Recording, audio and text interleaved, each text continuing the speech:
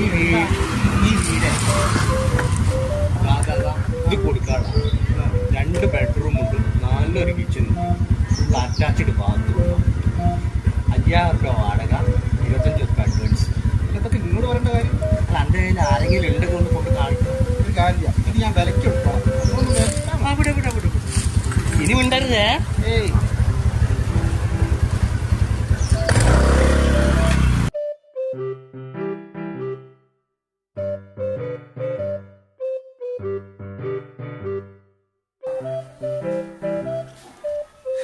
എപ്പോഴാണ് വരുന്നത്? മീൻ വാങ്ങാൻ പോയ ആളാ. 4 മണിയായില്ലേ? അതൊന്നും പറയണ്ട.